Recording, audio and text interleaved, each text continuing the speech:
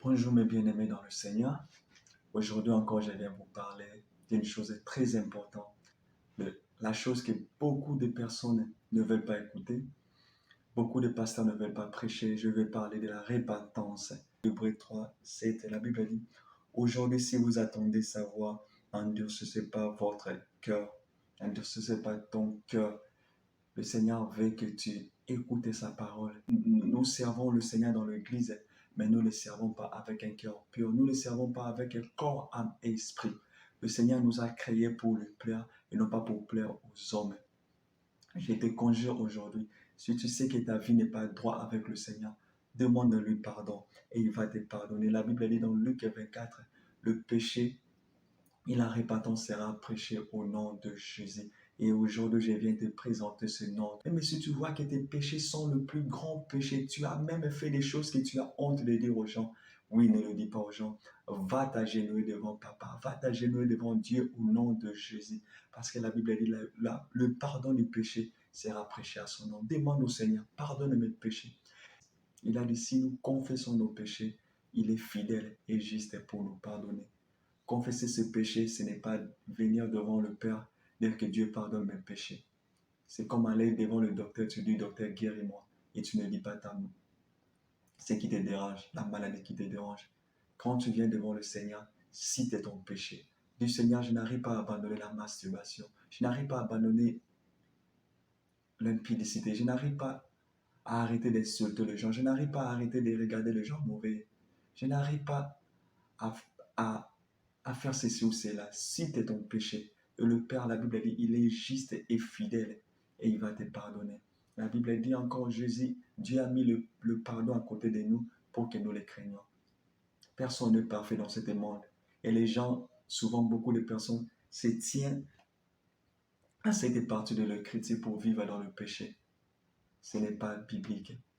Dieu, la Bible dit dans Matthieu 5, soyez parfaits comme votre Père Céleste est parfait. Si Dieu nous a dit d'être parfaits, c'est parce qu'il nous a donné la capacité d'être parfaits, comme il a dit dans le livre de 1 Pierre, dans le livre de 2 Pierre 1 à 3, que Dieu, dans sa divinité puissance, il nous a donné tout pour vivre comme lui. Tu as la capacité d'abandonner le péché. Si tu n'arrives pas parce que tu ne crois pas, parce que tu penses que le péché est plus grand que toi, à chaque fois que tu penses que le problème est plus grand que toi, le problème va te dominer. À chaque fois que tu penses que le péché est plus grand que toi, le péché va te dominer. Mais si tu dis que mon Dieu est grand, Jésus-Christ, pardonne-moi et libère-moi.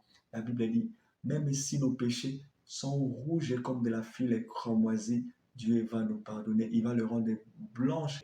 Ne répare plus dans le même péché. Si tu pêches, que le Seigneur te pardonne.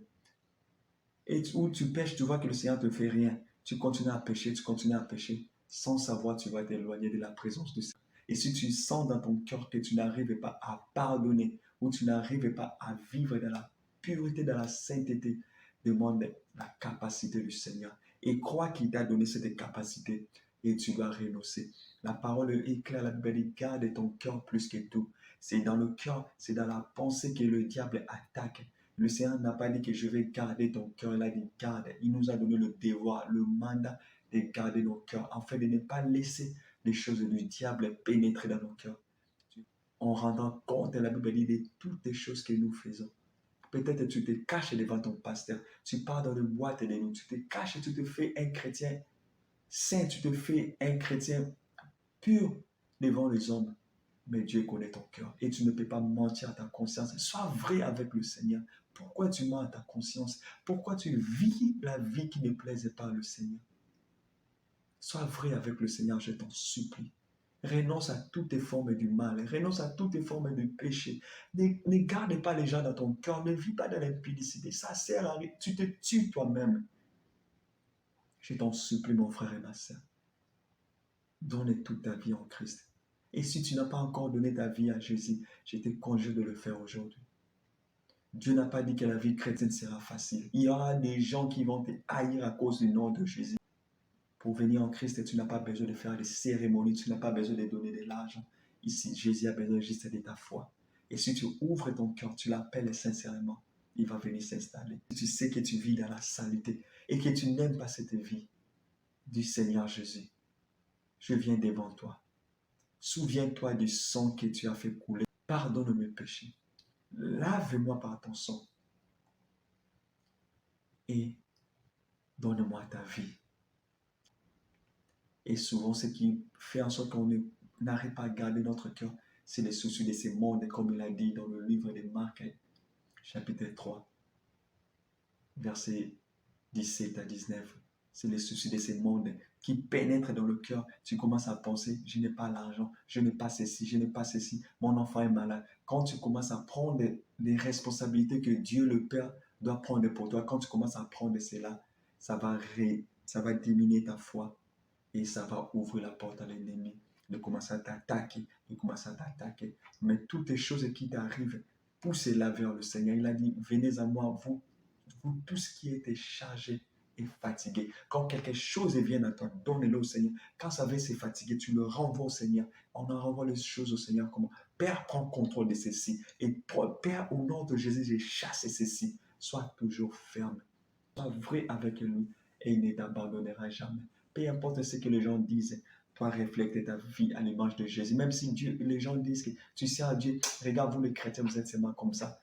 Toi, ta relation avec Dieu, c'est ce qui compte et non ce que les gens disent de toi. Mais laisse que les gens voient l'image de Jésus-Christ en toi. Tu ne peux pas le faire sans Jésus. Tu ne peux pas abandonner le péché sans Jésus. Soumets-toi à lui. Demande pardon et il te pardonnera. La Bible dit dans Romains, dans Hébreux 5, Jésus-Christ a pleuré devant Dieu. Il a versé des larmes. Ce n'était pas pour lui, c'était pour toi et moi. Imagine Dieu sur terre, il a versé des larmes afin que tu sois sauvé. Alors ne mène pas ta vie comme tout le monde. Ne te lève pas comme ça agir comme tout le monde. Souviens-toi, Christ est descendu pour toi. Il est descendu pour toi. Alors vis ta vie pour le Père. Que Dieu vous bénisse abondamment.